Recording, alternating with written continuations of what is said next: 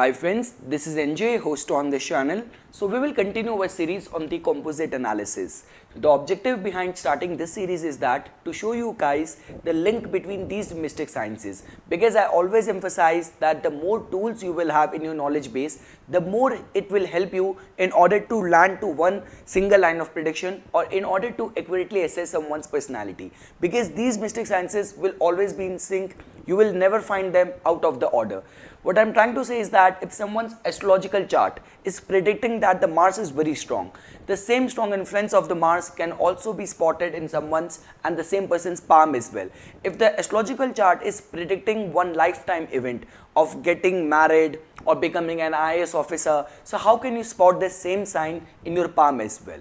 So this is what I'm trying to do in this series, and the case study which I'm going to present to you guys today is of a lady who recently got in touch with me. She just wanted to know where her marriage is heading.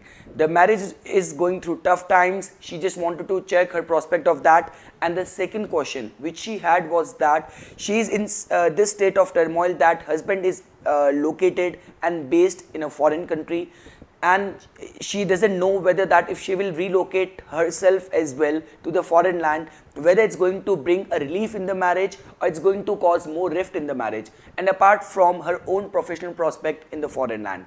So all of that, all these concerns I'm going to show you guys in the form of the whether can we see all these signs in her palm, whether we can see all these signs in her birth chart as well, and I'll also try to show you guys the chart and the palm image of the husband as well in order to do and see the compatibility quotient.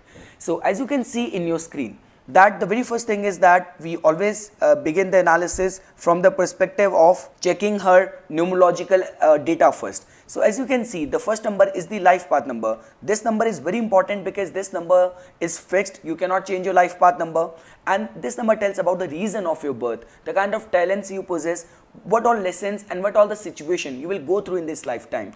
So the life path number is the 6. Now 6 is a number of the Venus, which is a number of the appreciation of the art, appreciation of the beauty. This number is also of the domestic grace, domestic adjustment, responsibilities, so which we can fairly see in the kind of small introduction which I shared with you guys, the kind of responsibility which she's handling, and the kind of problems which she is going through at the home front. Because see, whenever you have your life path number as this 6, the concerns of the family, the concerns of the home tend to remain a central element of your life. The second number is the destiny number, which gets calculated from the complete name, which tells about the kind of opportunities which you're going to invite in your this lifetime, your surrounding environment. So the 5 is a number governed by the Mercury, which is a number of the communication, which is a number of the intelligence, which is a number of the good knowledge base, and which is a number of the changeability as well. So all these ups and downs and changes and remaining very communicative, encashing on the opportunities because of the good interpersonal skills can be easily foreseen in the form of the 5 as her destiny number. The solar number, which gets calculated from the presence of the total vowels in your name, which just tells about what your innermost heart craves for, desires for. And the 9 is a number which is governed by the Mars. This is a number of the selfless service, humanitarianism, charity, philanthropy, and this is also a number of the great artistic and the creative talents as well. So life path number, which is a number governed by the Venus, and the solar number, which is a number of the artistic and the creative talents. So, and you will not believe what she does for a living. She is an interior designer. When the next number is the personality number, which just tells about the way you will be identified and recognized in this world, in the society. Once you have stepped out of your home, how the world is perceiving you. So the personality number 5 is just going to tell about that the person will be seen and recognized as a good communicator, someone who is intelligent enough, someone who is knowledgeable. Now coming to her Lagna chart, as you can see that she has her ascendant as the Taurus. She has a Taurus Lagna, and even the Lagna is in the Rohini nakshatra. Rohini, which is a nakshatra of the beauty, of the creativity, appreciation for the art, caregiving, nourishment. So there also you can see the link between the life path number 6 and the ascendant. The ascendant has gone to the 12th house of the foreign settlement. Now the problem is that whenever the ascendant goes to the 6th, 8th, 12th house, this gives little bit of the more obstacle as from the person who has his ascendant lord in some other houses. That gives little bit of the more stress, but from the foreign perspective, this is creating a positive energy prima facie by looking at it. When it comes to the moon, moon has gone to the 8th house and it is a house of stress. There is no other planet in the previous or the next house, making a Kemdrum yoga. So feeling little bit of the lonely, feeling little bit stress cannot be ruled out because of this kind of combination. Though the best part is that the moon is in a positive nakshatra, which is a Purva Shada nakshatra. Now again one more influence of the Venus in thing. In her chart, because the Lagna is of the Taurus, for the Taurus Lagna people, the Saturn becomes the Yoga Karaka because it rules one angular house, the Kendra house, the 10th house, and one trine house, which is the 9th house of the luck. And Saturn, being a ruler of these two important houses, has gone to the 5th house in the in the Rashi of its own friend Mercury. So which can be seen as a good sign, and I have already explained that 10th house of profession, which has gone to the house lord, has gone to the house of the artistic talents in the 5th house, which is again giving this hint that whatsoever field she has chosen, she is going to do very good in that. Now the prospective and the concerns of the marriage which she is going through, so there that you can fairly see the 7th lord has become Mars, which has gone to the 4th house. Now ideally it is a good sign. The 7th lord has gone to the 10th from its own position, but the problem is that even it is a conjunct Jupiter, which is blessing the marital tie. But the problem is that there you will also find the presence of the Rahu, which creates the possibility of the sudden ups and downs in the marriage. This could also create some kind of the problem at the home front, along with little bit of the lies and little bit of the lies in the relationship, which cannot be ruled out. Next, if we have to look at her palm, so as you can see that in her palm, the Venus portion is very prominent, which is very easily can be figured out. Second thing is the Mars portion is also prominent. Along with that, the lady also has got the presence of the Mars line as well. So strong accentuated presence of the Mars and the Venus can also be foreseen. So, and the kind of profession she is into, the Venus is about the building, it's about the it's about the conveniences, it's about the luxury. Mars, which represents the the land, which also represents in one way or another way the building as well. So Mars Venus combination is going to make her good interior designer as well. The second part is that the headline is very strong, and apart from that, with the headline, the outer Mars is also very strong, which is going to give her good perseverance, good endurance. This might just be a current phase which she is going through, but she has enough of the the perseverance and the endurance to take the life and take all the problems of the life head on. Now coming to the one eccentric thing which I wanted to show, that in her lifeline, if you will age this, you will find that there is one line which is ascending upwards, and at the same time there is a switch and an overlap in the fate line, which is just going to give this hint that an opportunity is going to come into her life, which is going to make a shift in her regular prospect, in her regular living. And you would not believe this is the current time which she is also going through basis her age. So this change which has come into her life, this transition where she is currently in this crossroad, whether she will go and go to her husband to a foreign country, and which the only prospect which she is worried about is that how it's going to turn out in the form of her relationship perspective, prospect of her daughter, along with the prospect of her own career. So which prima facie looks very promising. Even the current dasha period which she is going through is of the Rahu's Mahadasha, and the Antardasha is of the Venus. So this is about a prima facie look of her own complete chart, complete details. Add on to that, like the way I have said, the solar number is 9. Even she has got a medical statement on the Mount of Mercury, which also makes person bit charitable and bit possess and give the person little bit of the healing potential as well. Someone going through problem, he will come, he will talk to her, he will feel relieved. Now looking at the husband's chart, because I just wanted to see the sync, that whatsoever I have been presented in the form of the information, How can I see a correlation of all of that? First of all, beginning with the numerological major numbers, so he has got his life path number as the 7. Now 7 is the number of the Ketu, and as you can see in the Lagna as well, the Ketu is disposited in the Lagna only. Because the problem with the life path number 7 is that, see, this number at times it could make the person little bit of the eccentric, little bit of the recluse, but this is also a number of the perfection. This is also a number of the knowledge and enlightenment as well.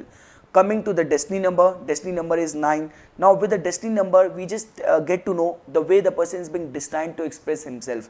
Now if you will see in the Lagna chart, the Mars is exalted.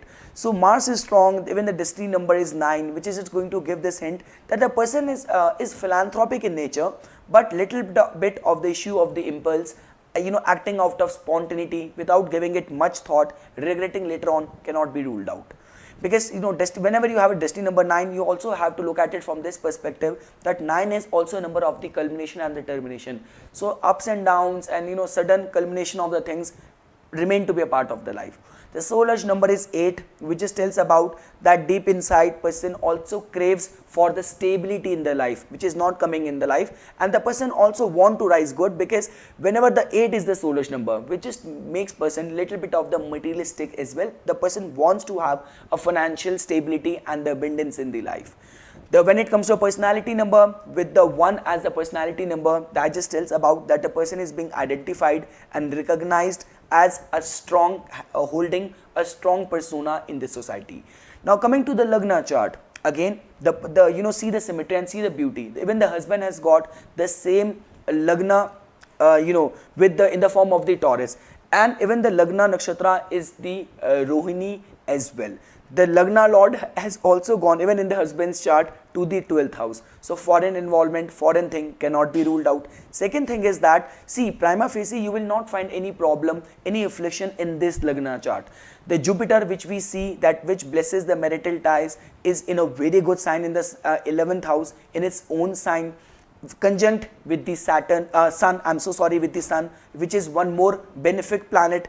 If we have to see the condition of the marriage, see the presence of the Rahu in the 7th house creates all kind of difficulties. But if you will see, and we will go deep down in the analysis of this chart, the 7th lord is exalted in the 9th house, which is an ideal case of the fortune awakening because of the marriage. Because if 7th house is of the marriage, the 9th house is of the luck, of the fortune. So 7th lord being exalted in the 9th house is creating this kind of combination only, where the marriage has come as a fortune in this person's life.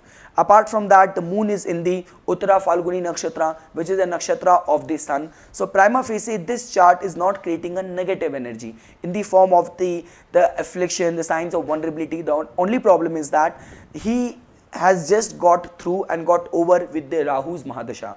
Rahu being disposed in the 7th house created all these kind of troubles, but just because now he has begun with the Mahadasha of the Jupiter, which is going to give the good blessing, because Jupiter is placed in the 11th house of the fulfillment of the wishes, of the all kind of incoming gains, but it is also aspecting the 7th house of the marriage. And we all know whichsoever house Jupiter aspect, it has got a nectar of, it has got a nectar, we call it in Hindi as Amrit, in its drishti, in its aspect. So it's going to bless in all of those aspects. The problem was, even if you will see the D9 chart, the Navmansha chart, so there you will find the 7th house's condition in a very poor state, because Rahu is being disposed with a debilitated sun. And even if you have to see the Dashamsha chart, because instability in the professional life has remained to be a serious matter of concern in the relationship as well. And even if you will see over there, the 10th lord has become Saturn, which has gone to the 8th house of ups and downs. So these things cannot be ruled out. But now coming to this person's palm image. So the presence of the strong Mars, which the Lagna is showcasing, can easily be seen in the form of the protruded and a puffed inner mount of Mars, as you can fairly see. Now the only problem was that, like the way I was telling you, the life path number 7 of a Ketu, the presence of the Ketu in the ascendant, and if you will see the gap between the headline and the heart line, this is a very narrowed space. Now the problem comes that, see, the quadrangle just tells about the way you are going to express yourself. If the headline tells about your thought, The heart line tells about your emotions, and the quadrangle, the area formed between these two lines, just tells about how by making a balance of your thinking and your emotions, you are expressing yourself. When this portion becomes bit narrowed, it just creates all these kind of possibilities where the person is not able to express himself to the best of his feelings. So it also becomes a duty of the partner to try to understand what this person is going through, because with this shrink and narrowed bottleneck kind of quadrangle, these possibilities can be seen. Now, the other positive aspect of this person's life is that, see, specifically from the financial perspective, you cannot rule out and you cannot say that this person doesn't have any potential. See, all the houses and all the best part is all the combination of the good financial abundance can easily be seen in this person's palm.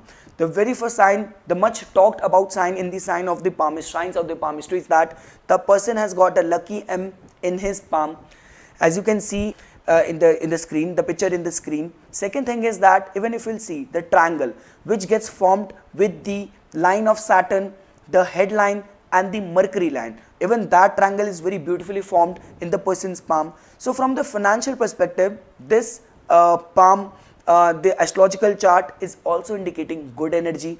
And the best part is that, see, right now the person is disposed and placed in the foreign country, and even if you have to see, there is a strong kind of combination which has not turned out to be a fish, but there is a strong combination which is being formed on the person's mount of moon as well, which is just creating this possibility that the person can do good in the foreign land. But one more thing, this sign has not got completely formed. This could also take the form of an island as well. So whatsoever actions he is going to do and undertake in the foreign land where he is trying to make his base, he needs to remain very cautious. He should not be doing anything out of the impulse. The best part is that Jupiter, the Mahadasha which he has just begun, the sub period is of the Venus, which is creating and which took him to the foreign land in this Antardasha, and which is giving him all this prospect of strengthening his base over there. So a prospect, a smooth outcome and good prospect in the foreign country can be foreseen, but the caution needs to be put there, because Jupiter also rules the 8th house in his natal chart, which is also the house of ups and downs.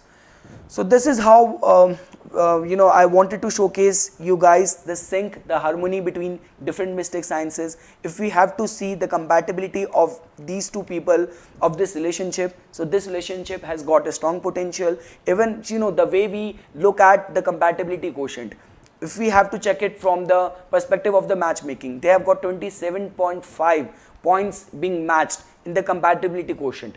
They have both got the same ascendant. Even the moon, if you'll see compare the moon in both of their charts, moon has got and is in a relation of the 410, so which is also giving all kind of good abundance in the relationship. So this is all what I wanted to say. I hope you guys found this video informational. For further more updates and notification on these kind of mystic sciences, please subscribe my channel and like my Facebook page. Thanks.